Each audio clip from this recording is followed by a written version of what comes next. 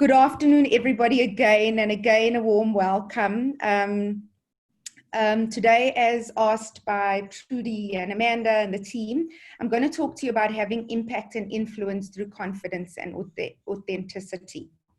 My chat with you will mainly cover what I believe to be the core and main ingredients in having confidence and feeling authentic and or being authentic. These are based on my experience, my years of experience, and my academic background.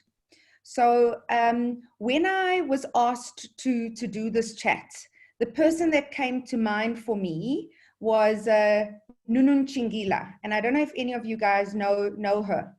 Nunu is currently the CEO of Facebook Africa. Which is arguably one of the most influential jobs across the continent right now. I first engaged Nunu prior to joining Ogilvy, but I have two very interesting memories of her that I want to share with you.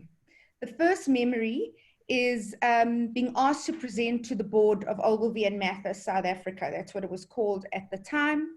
And at the time, she happened to be the chairperson of that particular board. And I remember walking into the meeting, very anxious. It was my first time having to present to the board, and being warmly welcomed into the room by Nunu, where she graciously invited me. She looked very relaxed. And if I recall correctly, I do recall this, I remember walking in, she was at the head of the table, and I think her feet were outside of her shoes, which was a very good symbol for me of her style and just being present and herself. As I presented and I watched through the room, it was very clear for me that she asserted herself with grace and that she commanded the respect of her peers and her colleagues in the room. At the time, the meeting was mainly men. I think the female directors weren't at that particular meeting. But the body language in the room was very, very clear that she was respected, revered, and enjoyed and liked.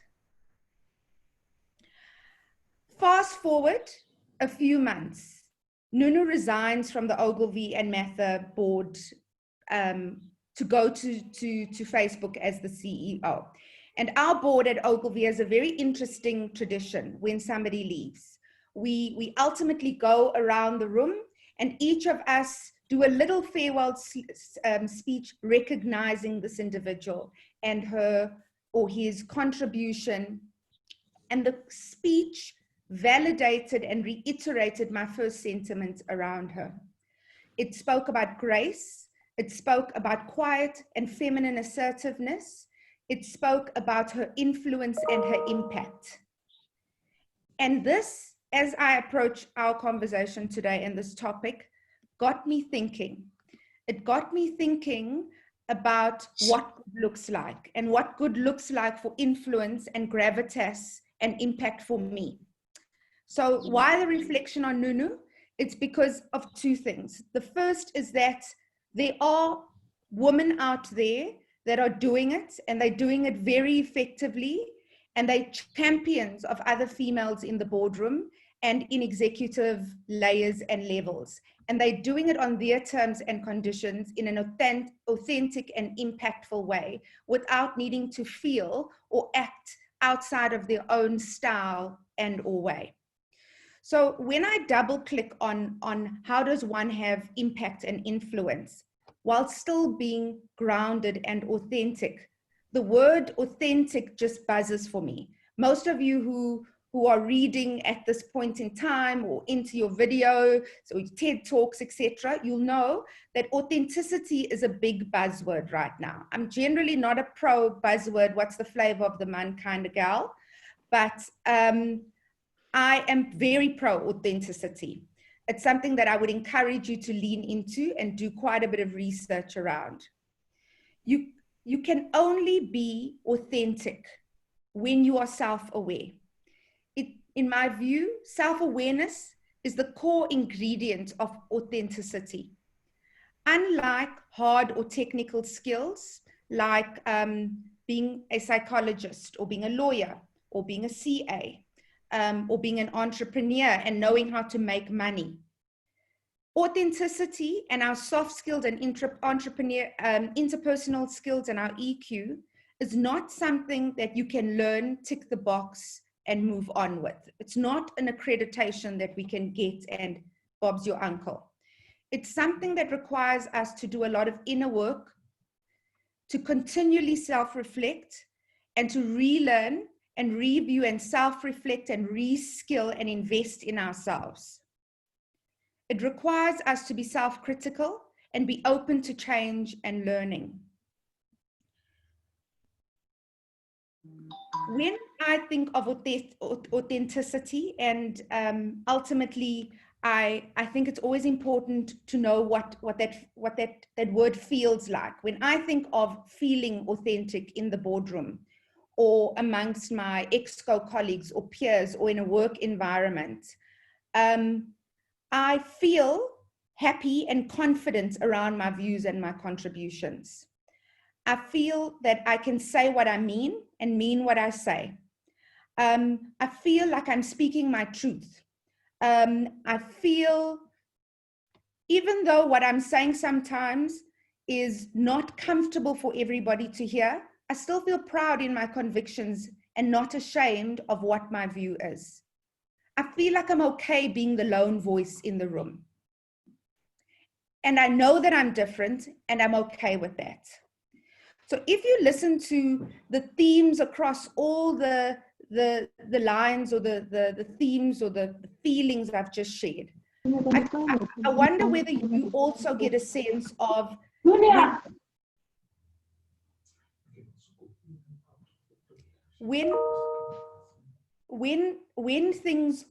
when people are authentic, and the lines that I've just noted. Shem, I think somebody's struggling with their volume or their mute. One gets a sense of feeling congruent, in flow, in harmony, in alignment, and there's a seamlessness between what's happening inside with you and what's going on outside. So how does one get to that place, whether it's in one's personal life or whether in the boardroom or an executive meeting? And I'm advocating to you that in order to be in that place and in that space, there is work that you need to do before you even get into the boardroom. What is this work? Now, we would be disillusioning ourselves if we ever thought that when we go to work, or when we interact at a board or an exco meeting, we are merely taking our professional selves into the work. Regrettably, we need to find congruence, or positively, across a couple of our identities: our professional identity, our political, as well as our personal. When one understands these aspects of one's identity, one is clearer around one's personal and career brand. What is true? What is your mission? What is your citizenship in terms of your career? In order to achieve what you see on the screen there, and the congruence amongst these identities, you need to be appropriately self-aware about your personal, political, and professional brand. You need to understand what those are, how different they are from other people, and be grounded in what they are. So again, I remind you that the core to this is around self-awareness, knowing yourself and knowing what's important to you in each of these buckets.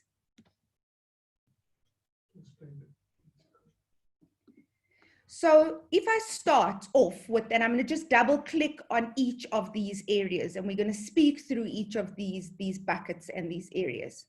Allow me to start with the professional bucket in terms of confidence, impact, and influence.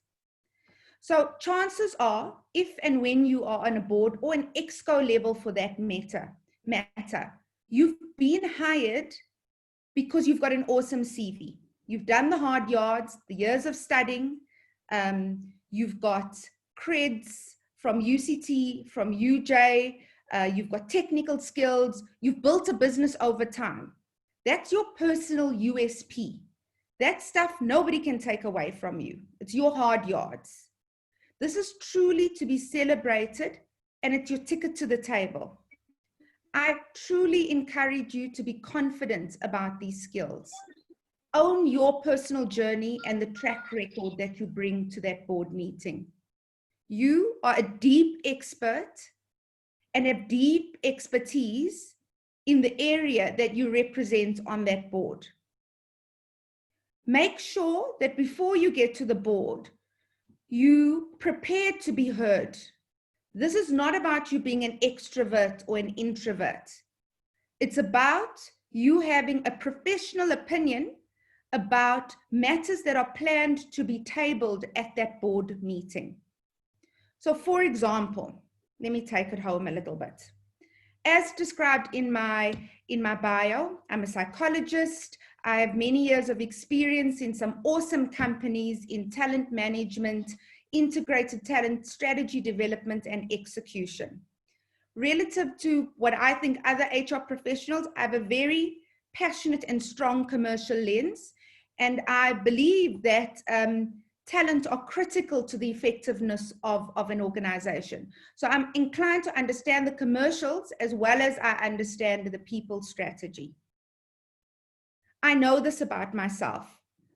I own this about myself when I walk into the room. And I know, not from an arrogant place, certainly from a humble place, that these are my unique capabilities that will allow me to contribute at this forum.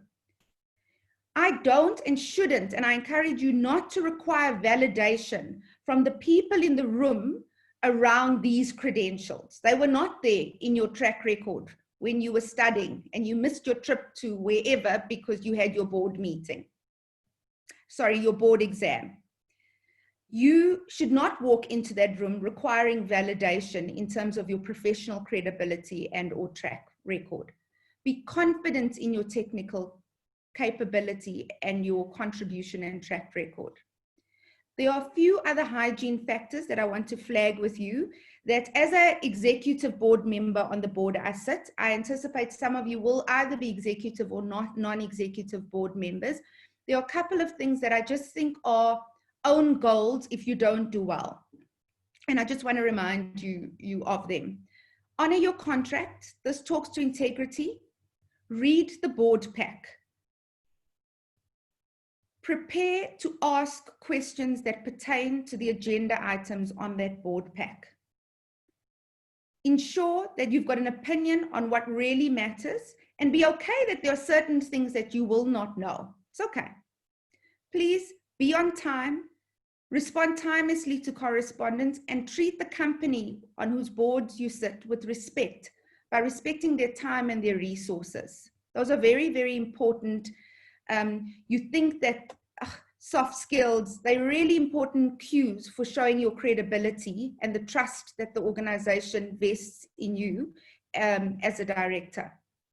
Another silly but very important tip is to do not be on your technology during the meeting. We all tend to do this, whether it's over a dinner table or over a date or even when we're with our kids. It does not portray active listening and attention and that you're mindful and you're interested. These are really, really important professional table stakes that give you the edge or the seat at the table. Just to be clear, you see professional, personal, and political.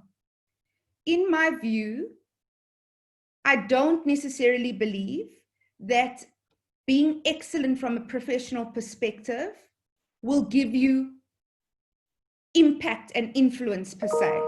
But I believe it will give you the table stakes of credibility to give you what I call confidence 101, which is essentially, we all go into new spaces and we feel a bit nervous about being there, but feeling confident in your own professional capability and doing what's right by your board contract just gives you the confidence 101 that you need.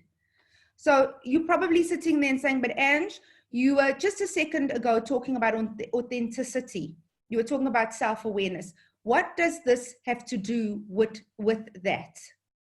Well, if you are clear on your expertise, your unique value proposition to that particular forum, what differentiates you, you can own your expertise, you will land with greater levels of confidence. And when you're confident, people buy into you in the room. If you show up as lacking in confidence, the people in the room sense that. It's just the stuff that's in the air quite naturally. Let me move on and talk about your political identity.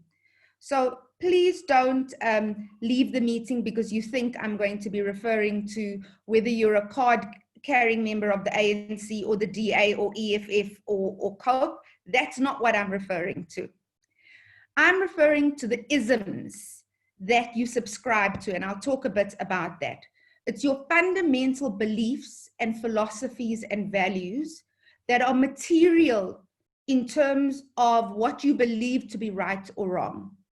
So for example, what is your view on BE, transformation in our country? You have a view. What are your views around how these can be achieved if you believe in them or believe that they are important? What are your views on structural racism or structural inequality, gender-based violence? What are your views around capitalism, socialism, individualism, individual versus collective rights? These isms inform your fundamental beliefs and views and will guide the decisions that you make and the stance you take when decisions need to be taken at a board meeting or a forum. They determine for you what's right, wrong, and or sustainable. So for example, I am very passionate about transformation. If anybody does a reference on me, they likely, the leader or the CEO is likely to say she's very vocal about transformation and she's not timid or shy when it comes to that particular topic. Being very clear about this in my brand and professional persona means that there are very few surprises when I'm vocal about that, and I own it. And it's not something that I'm uncomfortable to share in this particular forum or any forum. It's part of what I'm selling when I'm being interviewed or when I am being considered for a board appointment. It's something that I'm quite open and clear about. I believe it's part of my professional mission. Now, each of the people in the room that you are there with also have political identities. Many of them, I assure you, are different to yours, or maybe not, but that's generally my experience as a brown woman. And going into that environment, I'm pretty confident that often my views and theirs are going to come up against each other. Knowing my isms and knowing that other people have other isms helps me prepare for those and be comfortable to know that when I'm challenged, it's not personal, it's often because we differ in our isms. But I will be prepared to land my ism or my view in a way that is professional, practical, and on point related to the agenda. Your politics ultimately inform your mission and your professional identity. Be conscious and self-aware of what they are, and be clear and deliberate about which isms you want to be transparent in the world and which you want to hold back. Okay? Last, but certainly not least, and arguably most importantly, across the buckets of identity requiring congruence and self-awareness, is your personal self. So what Trudy did is she introduced me, and you would see in my biography, I'm a mom, I'm a wife, I'm a daughter, I'm a friend. What you may not see there is I really love working, and I work not only because I have to, unfortunately I do have to, but also because I want to. I'm a bit of a work addict. Across the multitude of personality assessments that I've done over the years, and the 360-degree feedback forums and pieces that I've been a recipient of, I've had a lot of feedback. And some of the feedback is, Angela is extroverted, she's directive, she's passionate, authoritative at times. She has a very clear opinion about what she believes is right or wrong. She's social, she's relationship oriented, etc., etc. But a very wise mentor of mine, very early in my career, said something to me. He said, show me your greatest strength and I'll show you your greatest weakness. So to any of our strengths, there is potentially a negative that will reflect in the world around us. So I'm quite aware and self-aware that whilst I've got all those other traits that may serve me in many environments, when those traits are not showing up in their best way, I can land as dogmatic, authoritative in an ugly way, loud, critical, judgmental, and overbearing. Knowing this is powerful because it allows you to self-regulate and be self-aware in meetings and environments. It gives you an appreciation of how you are landing and how you could be landing, and therefore gives you an ability to understand the gaps that you need to achieve. Why? Because unlike a hard skill, these skills require constant reflection and change. We're all growing and we're all learning all the time. So I want to share something which I hope you think is as funny as I do. This meme is very significant to me in my career. And the reason being is it was sent to me by a colleague of mine in a board meeting. And the reason it was sent is this Muhammad is me in a board meeting. I have an illness called facial leakage, which means that when I am hearing information, you will know on my face exactly what I think about it. In the moment, like now, you will see whether I think you are going really well or if I completely disagree with you. Now, knowing this about myself is really, really important. Why? Because it influences the dynamic in a room and or a board meeting or executive meeting, anywhere really. Why? Because if I think you're doing really well, that is awesome for you if you care about my opinion. If I quite don't like what you're saying, it has a negative impact on the person presenting and can impact their confidence. So here's an example, ultimately, guys, of a space in my personal bubble that I'm aware of and that I actively need to work on in order to show up. We all have stuff that are naturally ours that we need to improve. And I guess what I'm trying to do here is encourage you to be aware of yours so that you can land as your best self. Now, there are a number of amazing ways in which you can allow that continuous learning for yourself. Self-work, as I said, the inner work is not a once-off. It's not a accreditation or a box tick. Instead, it requires constant introspection and personal investment. So I've put a couple of resources down there of things that have helped me over the years.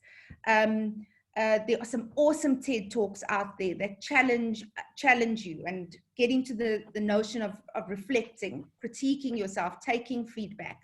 But in addition to that, I've spent and invested quite a bit in counseling, in coaching, in therapy.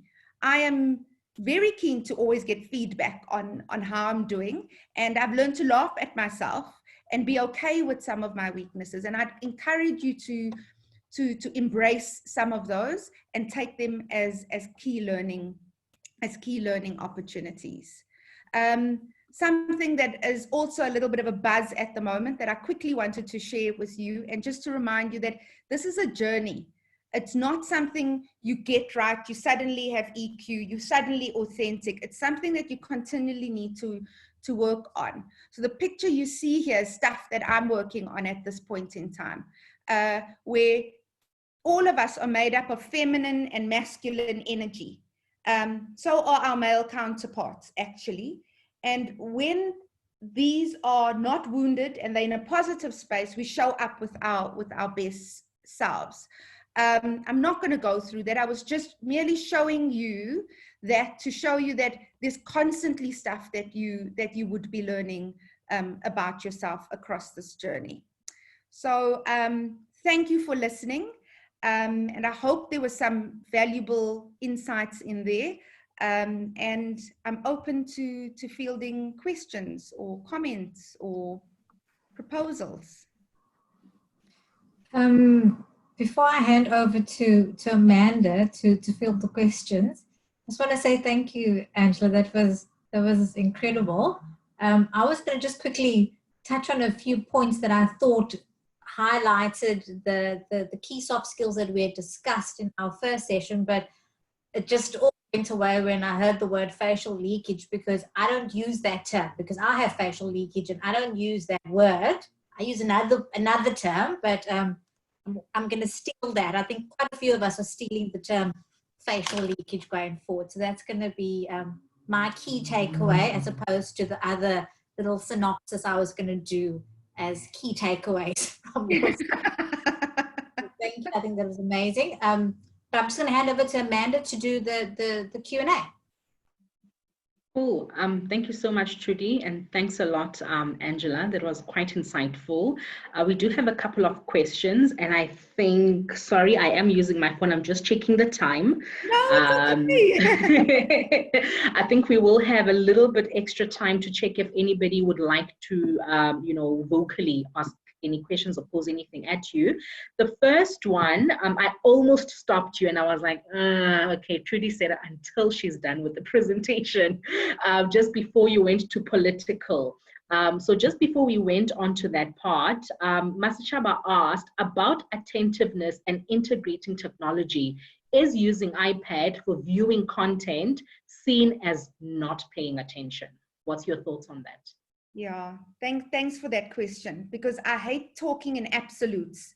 So I think it's unrealistic to say that you are not going to use technology. Many people during a meeting make notes on technology, but it's one thing being on your phone and doing this and just raising your eye versus making a note and also body language showing. So I have no issue using your tools in order to help you follow better or digest what's going on or to actively participate. There is a difference between using your tools in a way that have nothing to do with that meeting. And I think that's ultimately what the difference is here. I'm not in any way suggesting that you shouldn't use your tools to actively participate in the meeting. So if you're using this as your many directors, if I recall correctly, don't print their packs. They use their technology to view the content, and that's fine. I think the principle here is about showing up and actively listening in the meeting. We all know what it's like when we're not listening, when we're on our Candy Crusher. I don't play it, but it's the game that came to mind for me. I hope that clears that up. Cool. Thank you so much, Angela. I think on your note around board packs being viewed, Monia would definitely have a lot to say about that, but maybe that's a topic for another time. So on to the next question. It says, with regards to board CV writing, and this is quite an interesting one, do you think these 3 Ps should come through, and how best do we present them in the CV? Sure, that's a big question. And there's a big theme around, from what you're saying, and I've seen the previous notes around how to write a CV and interview. So I'll speak high level, and then I'm more than happy to help Amanda and Trudy get somebody who's an expert CV writer to help.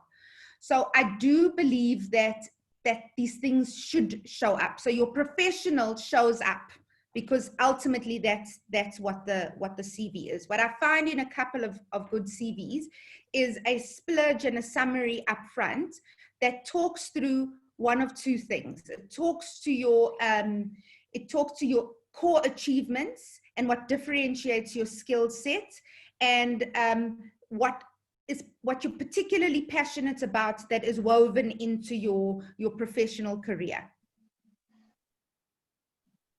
So there are ways to package it without just listing from 1994 to 1997.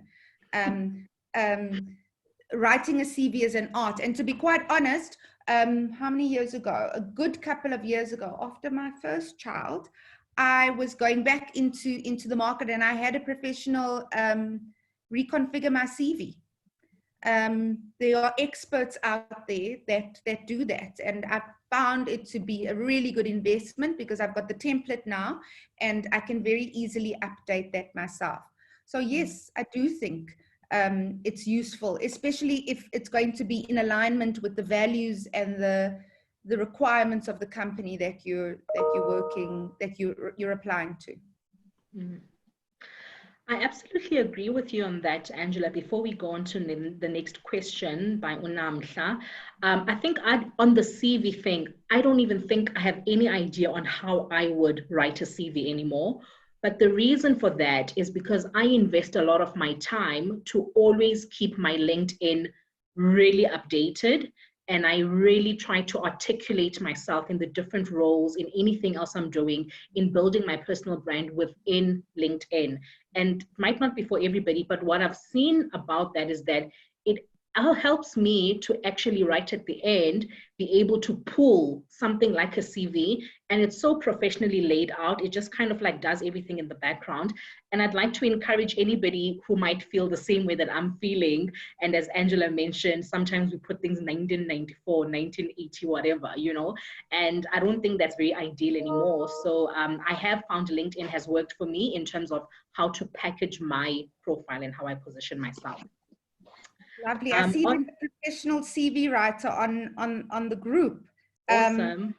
And yes, it's worth the investment. I really believe that. Can I just also get in touch with you, Claire? Can I just add, I'm the one who asked that question with regards to including the 3 Ps in that CV. So I'm going to give you an example with my current CV. It introduces myself in my professional capacity. And I think it also touches in the political, which I've learned today, that it's actually what I've included there. It talks to my political side of things in terms of what I believe in from a development of people's development and just empowerment and so on. But it doesn't talk about my personal aspect side of things. How far do you go in that intro in terms of your personal? Yeah. Are you talking about in a CV and or a? Yes. So on the CV, so I'd say hi. I'm saying hi now. I'm saying so on my CV, I'd introduce myself as I'm Namhla Square. I am a food technologist and a farming professional. I believe in this, and I am, you know, I'm also, well, what do I say? I also believe in food security and food safety and all of that. But I don't really go to the part where I say I'm also a mother of 2 boys, or so that part of your personal, you wouldn't go to that angle. No, because I listened to how you were, the way you structured it, which I loved, you know, because we kind of got a quick snippet of who you are and what you do, what you believe in, and you know, yeah. So I think for me, the question then remains on how far do you go, or how do you even start on the personal side, or would that come in on a face-to-face kind of interview? In a face. So when you are screening for a role, ultimately, when I'm screening for a role, I want to check creds, track record, key achievements relative to the minimum requirements of my job. The interview gives you a sense of chemistry and interface. You're not going to crack that on a CV. And I also don't know that that's something you the fact that I'm a mom of 2 kids is not of relevance, in my opinion, to most jobs that I will apply. Absolutely. Unless I am applying to Disney or other than that, I wouldn't, it's not relevant. No. Yeah, great. That I will pick up in an interview around you. And the point that I raised about the 3 buckets and personal, please just be mindful of this. I'm not suggesting that you need to go and show all of that out there, whether in an interview or in the boardroom. I'm suggesting you need to be very conscious of what sits in those so that you can find congruence across all areas. Awesome. Thank you so much, Angela. Thanks, Amanda. Well, thank you.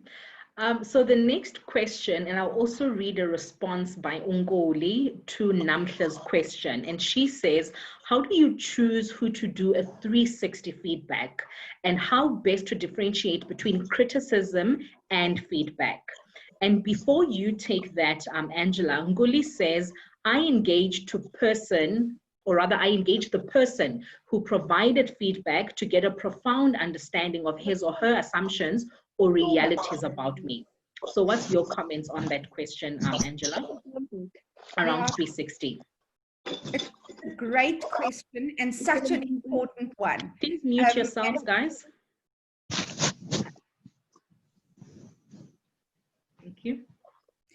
It's a great question and an important one. And to be quite honest, it's something that I choose to work on all the time.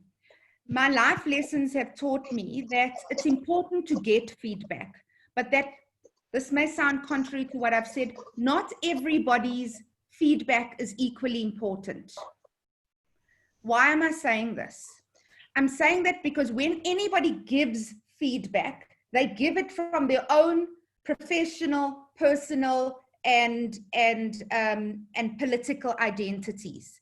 So you need to be able to take what's coming your way and to discern and have a degree of knowledge of self and your understanding of your what's important to you across your bubbles, to be able to discern, okay, this is this person's view, and it's more about looking at the themes across the feedback pools that you're inclined to get.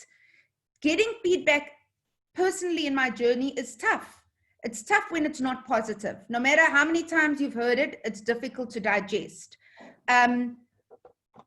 But I think it needs to be used as a source along with your own sense of self.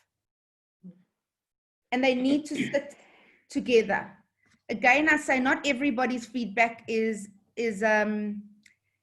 equally important. And the way I've mitigated that, and here's probably the gem in my rant here, is there are 3 or 4 people in your life that you hold in high regard, because if you've got more, you're very lucky, because you find them objective, you find them fair, you find them mature in their view of the world. Those are spaces when you need to discern around feedback, that you can go in your safe space with that person and just say, look, this is what's happened and this is the feedback. Help me work through this. Not the person who's just going to tell you you're amazing, don't worry, and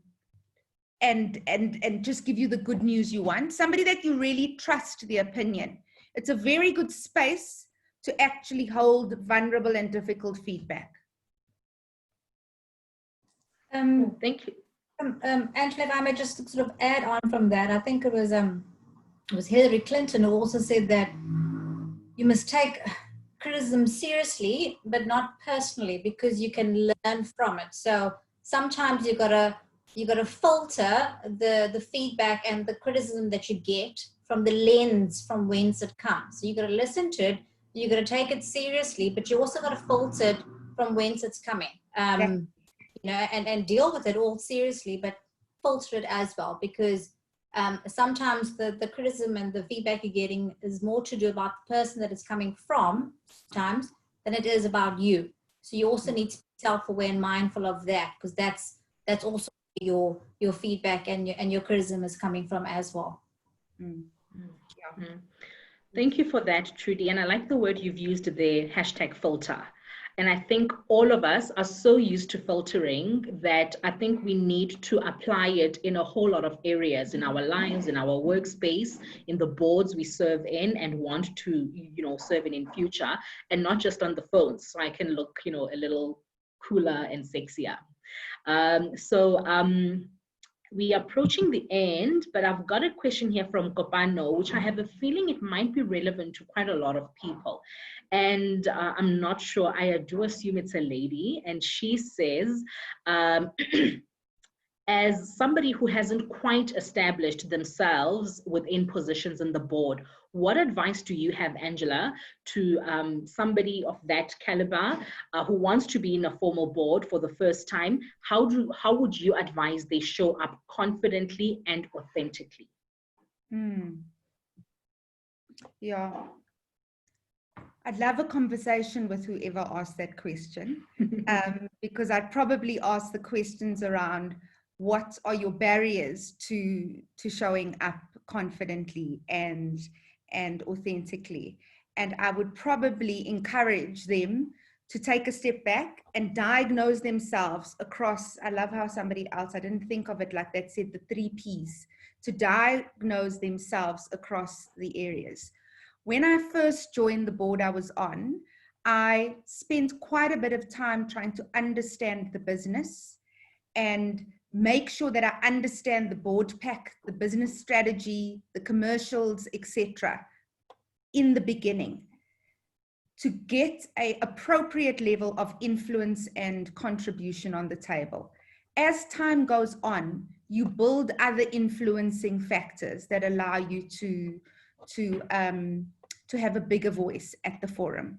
So my advice is respect your director contract and prepare to show up effectively.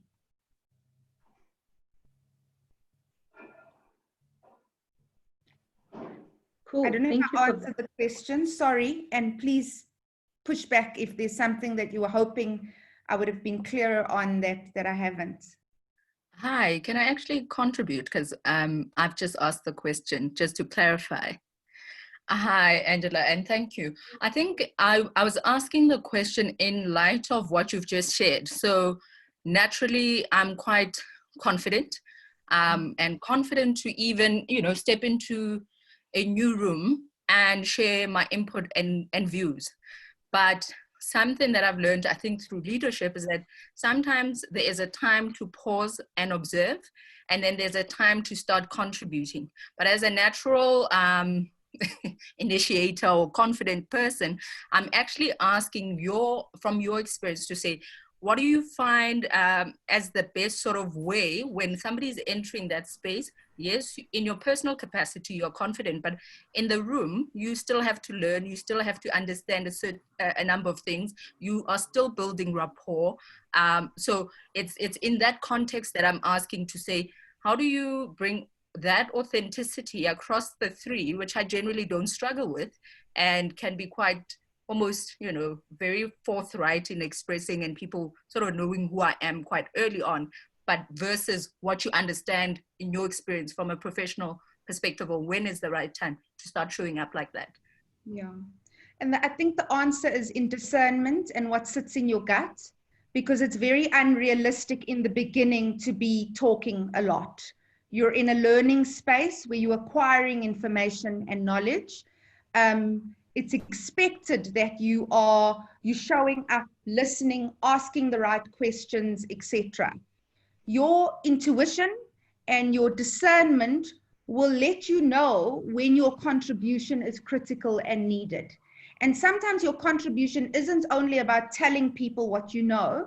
Sometimes it's about asking the right questions, which is a very important thing in the beginning of your journey when you're learning. And at the same time, a question can be used to provoke people in a particular direction. So I think I'm hearing you. And I think what I'm saying is you're going to need to read the room and trust your gut and discern around what feels right across the room at any given point in time. Okay, thank you. No, and I think the good questions response is the right, it's generally how I'd approach it. Though I found in a previous space where when you ask sort of questions that have not previously been asked before, you create a bit of discomfort in that environment. But I hear you on the discernment. Thank you. No worries. And then to your point about the discomfort, and that's the piece that I think I tried to pull out. There will be discomfort in the room. It's important for us to learn to sit with the discomfort and be comfortable with the discomfort, because that's what we're there to do. Change can only happen when when discomfort is created. Thank you for that. Cool. Before I hand over to Trudy, as we are about to close the session, and I'm not necessarily going to ask Angela to answer, but maybe within her closing comments, she can also briefly touch on this. But I think I do also have part response to this around coaching. So Nzia Singh has asked, or has rather mentioned that, are they, would you recommend any coaches? She's trying to look for a coach. She's been struggling for a while and has basically just ended up not finding anybody, and she knows for a fact that she needs one. So I would also like to just briefly say, within the Directors Association program, part of the enhancing of the soft skills for board members or for a board readiness program is definitely touching on such things. There is coaching that is basically built into the program itself. So have a look more at the Directors Association program. Contact the Directors Association. We'll definitely be happy to share any additional information. But in closing, Angela, would you have any additional comments to that with regards to the point around the importance of a coach and how to go about actually getting a coach? So I think there are lots of coaches out there, priced very differently. So and have different expertise and specialisms. So it's not hard to find a coach, and I'm happy to send Amanda and Trudy some lists of coaches that I'm aware of. It's about the chemistry that you have with that coach, and the trust that's formed in the very beginning, which you're not necessarily going to get off reading their profile. So I would encourage you, and I'm sure access to a list of coaches is not the issue, to do your research and to get creds on each of them before you enter into a relationship. I'm very pro coaches that work from a psychodynamic space, because they work on the intra stuff, the stuff that is unconscious. And I think that those have been the most powerful for me in my growth journey. So those are just some tips from my experience. Thank you so much, Angela, and over to you, Trudy. Thank you, Angela. I think that was a very informative and helpful and entertaining session, and thank you so much on behalf of the Madam Chair Committee and the Directors Association, and also including our members and non-members that have attended the session. I think you've explained a lot. And when I reflect back on our first session, where we identified what were these soft skills that pose challenges and barriers that we all spoke about to being effective in the boardroom, and I sort of itemized them, and I went through the recording, and I'd come up with 12. And in your session today, you've addressed about 9 of them.